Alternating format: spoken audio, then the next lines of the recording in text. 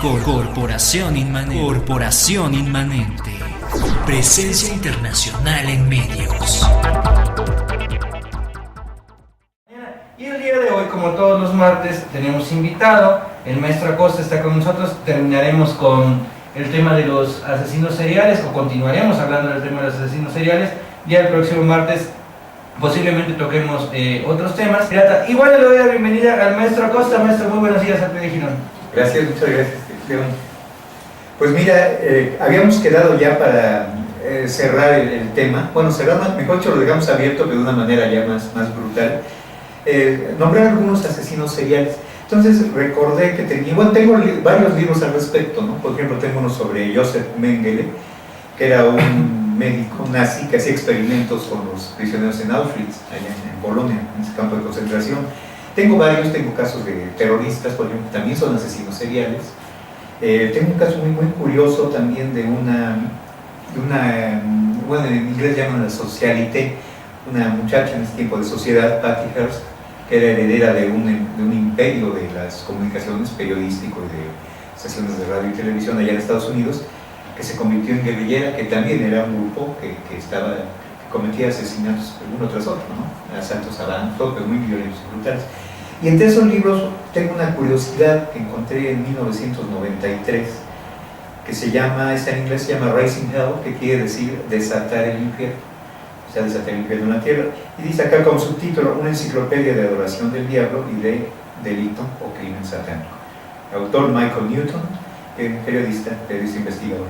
Entonces aquí, siendo esta una enciclopedia, hay el capítulo aquí dedicado al asesinato serial, dice cosas muy interesantes e incluso nos pone los casos típicos de ese momento. Para esto, este libro tiene ya sus 21 años, fácilmente, 22 años desde que lo hizo, y ahora ha evolucionado, es decir, que ahora está peor la cosa todavía, pero dice así, asesinatos, es muy cortito, asesinato serial. En los pasados 30 años, si el libro es del 93, estamos hablando del 63, ¿no? O sea, de toda la época, 60, 70, en los pasados 30 años, los Estados Unidos han sufrido algo así como una explosión de homicidios brutales y sin sentido, frecuentemente cometidos por asesinos de repetición que eligen a sus víctimas al azar, yendo por las vidas de extraños seleccionados a capricho. Depredadores sádicos como Ted Bundy, John Gacy, Gerald Stanton, Jeffrey Dahmer y el aún no identificado asesino del Río Verde de Seattle han dejado regados cuerpos de costa a costa, juntando todo en lo que un investigador federal llama una epidemia de manía homicida. Anterior a 1960, la policía norteamericana era llamada para tratar con menos de 2 asesinos seriales por año a lo largo y ancho de la nación, pero al final de los 60 un nuevo tipo de maníaco homicida estaba surgiendo cada 2 meses y su número se triplicó en los 1970s. Hacia 1989, los asesinos seriales estaban siendo arrestados a una tasa aproximada de 3 por mes. Y en los 1990, que fue cuando se escribió este libro, amenazan con imponer un nuevo récord de carnicerías con 52 asesinos de repetición identificados en los primeros 18 meses de la década. Los motivos para el asesinato en serie son tan diversos como los asesinos mismos, incluyendo prejuicio racial y sexualidad retorcida, fanatismo religioso y simple codicia. Pero un número perturbador de los casos modernos han aparentemente estado motivados por la creencia en el satanismo o una filosofía ocultista similar. De hecho, desde 1969, un estimado 8% de los asesinos seriales norteamericanos han confesado o demostrado de otra manera motivos ocultistas para sus crímenes. Y bueno, dice acá, al lado de los casos cubiertos en otros lugares del libro, sus rangos incluyen, sus rangos quiere decir los que sobresalen, ¿no? Bueno, eso sería el párrafo de introducción, y luego aquí ya se empieza a hacer una lista de los casos recentísimos en ese tiempo. Bueno, pero esa la retomaré una vez que iniciemos esta conversación. Claro, sí, y en este caso me hablaba de los asesinatos ocultistas o satánicos, pero también hablamos de que la mayoría se desarrollaban en Estados Unidos. Hay un país, existe un país en el que están detectados, que tiene los mayores índices, los más altos índices de asesinos seriales? Bueno, fíjate, el tema es interesante porque tiene mucho que ver con la propaganda. Finalmente estamos en una, desde entonces, yo creo que desde finales de la Segunda Guerra Mundial o desde entonces, hay una guerra fría, es una guerra no declarada entre las potencias mundiales, ¿no? Sobre todo las potencias armamentistas y bélicas. Y entonces parte de esa guerra es la propaganda. Uno siempre sobrepasa al otro en lo bueno, digamos, en los que tienen motivos para enorgullecerse, pero también oculta lo que no tiene motivos. Donde se ha dado mayor difusión ha sido indiscutiblemente en Estados Unidos, por lo mismo del sistema de prensa, de todo el desarrollo de las comunicaciones. También es un país extraordinariamente mercantil y el crimen, sobre todo el crimen truculento, espantoso, pues vende mucho. Pero también no se quedan atrás, digamos, Inglaterra, que es la madre patria de Estados Unidos, no se queda atrás Francia, no se queda atrás la Unión Soviética, lo que fue la Unión Soviética, que era un conjunto de países extremadamente grande, y que si vemos sus antecedentes históricos, bueno, pues ahí tenemos a todos los mongoles, a los tártaros, a todos ellos que no eran precisamente unas almas del Señor, ¿no? Era gente bastante violenta y lo continúan siendo. Ahora, en los países llamados del tercer mundo o subdesarrollados, pues ahí ¿cómo te digo? El contenido latente de violencia es enorme, siempre va. Y entonces empezamos por México, ¿no? Que es el que nos toca, todo lo que es América Latina, todo lo que es África, y también los países subdesarrollados de Asia. Es decir, todos tienen su historia roja de asesinos en serie.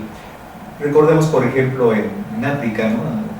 Me parece que se cumplen 20 años, ¿no? De la masacre en Ruanda, que ahí fue una guerra civil, pero donde se asesinaron a montones, se calculan 800.000 muertos, nada más, ¿no?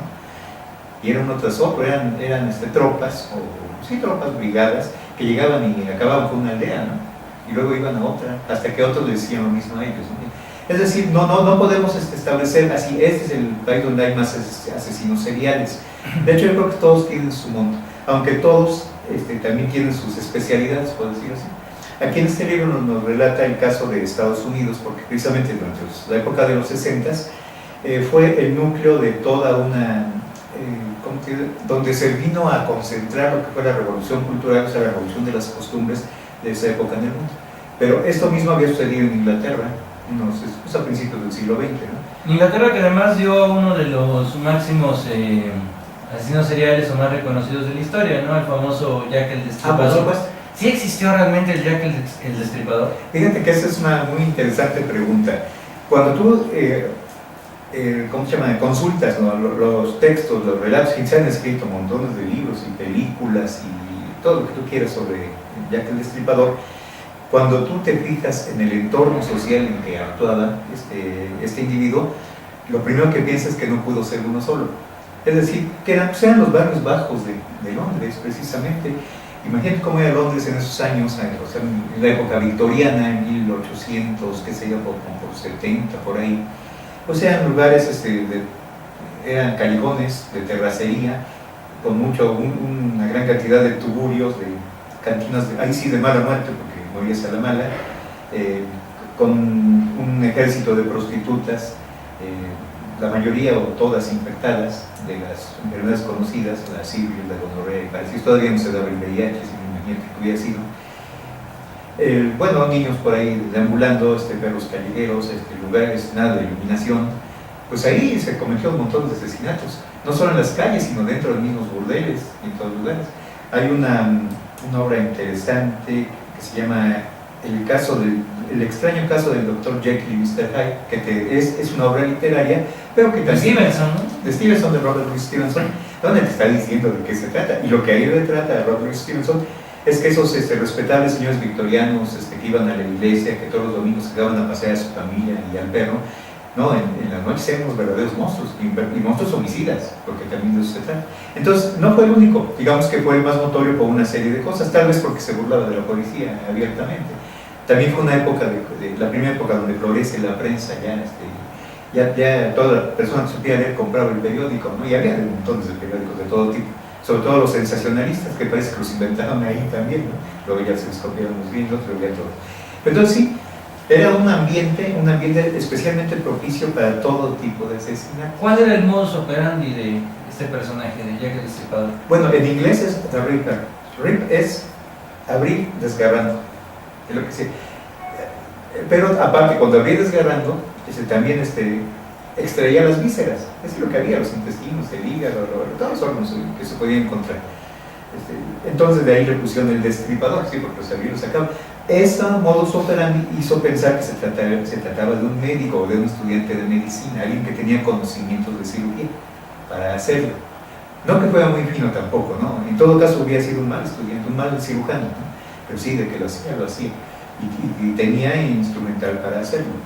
Además cuentan que en esa época los médicos no tenían permitido de repente hacer tantos estudios con los cuerpos y los compraban, ¿no? De forma clandestina. Sí, mucho. Fíjate que otro escritor también de temas oscuros, Edgar Allan Poe, que era norteamericano, hay un relato donde cuenta eso, que él tenía un trato con dos panteoneros, dos enterradores, que le proporcionaban cadáveres frescos.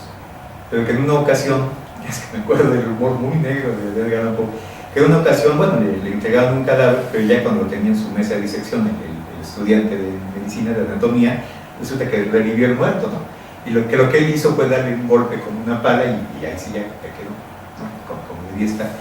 También se da mucho, incluso fíjate que ahorita que mencionas eso, el caso del doctor Frankenstein, que es una novela de una escritora inglesa, Mary, le dice, no me acuerdo del nombre paterno, se le conoció como Mary Shelley, porque es su esposo de un poeta de apellido Shelley. Entonces Mary Shelley creó Frankenstein, ¿no? Frankenstein es un personaje que es un doctor alemán ahí de la ciudad de Ingolstadt, que es la ciudad universitaria más antigua de Alemania, jesuita por cierto. Todavía existe ahí en el estado o el land que llaman la tierra de Bayern o Baviera, que hacía experimentos precisamente con cadáveres. Y el monstruo del doctor Frankenstein, pues puede ser que conocemos ya en las películas. Entonces eso era también otra forma de darles trabajo a los asesinos seriales, porque todo eso refleja la realidad, ¿no? Tenemos la otra vez, me parece que mencionabas, o no sé si fuiste tú o fue ¿cómo se llama? Perdón, ¿cómo tu nombre? Juan Carlos Trejo, Toño de la Vega. Toño. El caso de... Bueno, quien está del otro lado es Nora Escamilla, es la señorita Nora Escamilla. Así. Vamos a mandar a la primera pausa del programa, Maestra Costa, y vamos a mandar a una cancioncita para que se pongan románticos del otro lado del estudio, David Méndez y el buen Toño de la Vega. Si quieren agarrar a los besos, pues bueno, les voy a poner Your Song de Elton John, que es la canción número 7 de este disco Pure Love Volumen 2, que además le estoy robando a mi papá de la casa últimamente, y regresamos a seguir platicando sobre el tema de los asesinos seriales. Corporación Inmanente. Presencia internacional en medios.